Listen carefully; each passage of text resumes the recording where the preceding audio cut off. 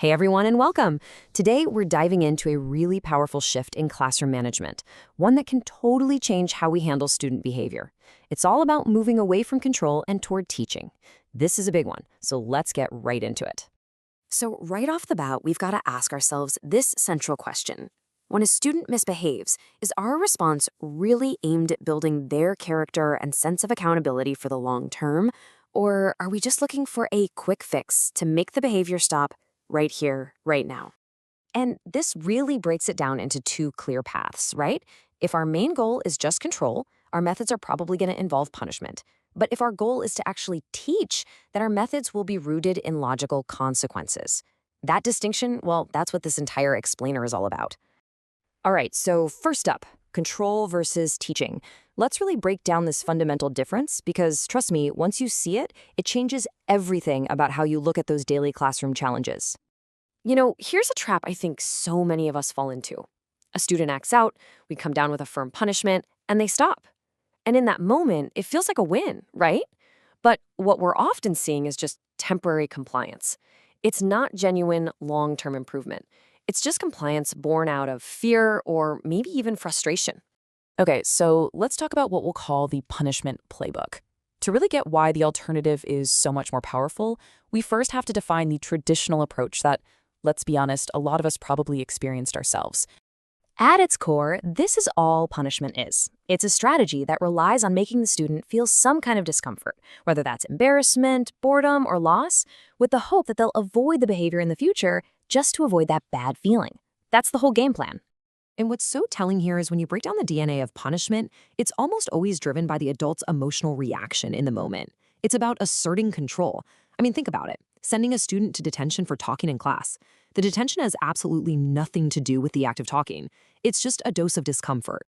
And here it is, the absolute heart of the issue. Sure, punishment might get a student to stop talking right then and there, but does it teach them why their talking was disruptive or how to manage their impulses better next time? No. What it usually does is foster resentment and that don't get caught mentality, instead of a real, genuine sense of accountability. So, if that's the problem, what's the solution?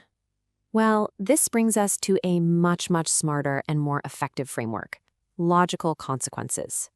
This is where the real teaching happens. Just look at the difference in this definition. A logical consequence isn't about causing pain or making someone feel bad. It's about creating a direct cause and effect outcome that is explicitly designed to teach the student something valuable about their actions. And for a consequence to be truly logical, it has to pass this simple 3 R's test. First, is it related to the actual behavior? Second, is it delivered in a respectful way without any shaming? And third, is it reasonable? Is the consequence proportionate to the action? So this is the crucial mindset shift. We're moving away from asking, how can I make them stop? And moving toward asking, what can this student learn from this moment?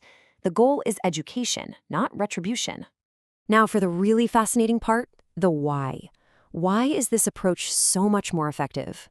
Well, it all comes down to some pretty basic neuroscience and how our brains respond when we feel threatened versus when we feel like we have an opportunity to learn. This side-by-side comparison just makes it crystal clear. Take that first example.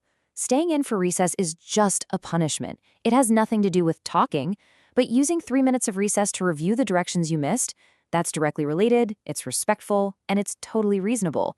One says you messed up, the other says let's fix this. When a student feels shamed or attacked or powerless, which punishment often causes, their brain's stress response kicks right in. We're talking fight or flight. And when that happens, the parts of the brain responsible for reflection, reasoning, and actual learning, they essentially just shut down. You can't learn when you're in survival mode. But on the other hand, when a consequence is delivered calmly and it feels fair and it makes sense, the student's nervous system stays regulated, their learning brain stays online, they can actually think about their actions, process the feedback, and absorb the lesson you're trying to teach. And that is the entire point. Okay, so the theory is solid and the science totally makes sense, but how do we actually make this work in a busy classroom? Let's pivot and get practical with the steps for putting this into practice effectively. So this is huge. How you deliver the consequence is just as important as what the consequence is. You've got to stay neutral and calm. Your tone sets the stage for either learning or a power struggle. Keep it short and to the point. Nobody learns from a lecture. Whenever you can, do it privately to avoid that public shaming. And maybe most importantly, you have to follow through. Consistency is what gives this whole system its power. Here's a quick mental check you can use right in the heat of the moment. Before you respond, just pause and ask yourself, am I doing this out of frustration? If the answer is yes, take a breath, because an emotional reaction is almost always going to lead you to a punishment, not a logical consequence. Now, let's be real. This approach is definitely more work up front than just dishing out a simple punishment. But the long-term payoff for your students, for your classroom climate, and frankly, for your own sanity is absolutely massive. When you treat students this way consistently, they start to actually internalize the cause and effect of their actions. They feel respected, which builds trust, and because you're not getting into those battles for control, power struggles just naturally start to decrease. The whole classroom environment becomes calmer and more focused on learning. This is what sustainable management looks like. So here's a simple challenge. Don't try to change everything all at once. Just pick one common, frustrating behavior you see in your classroom. Before school tomorrow, plan a clear, logical consequence for it. When it happens, implement it calmly and just observe. See what changes. And we'll end with this powerful idea.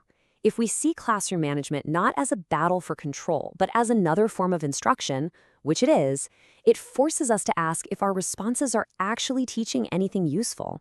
When we make sure they do, that's the difference. And as the source says, it really does change everything.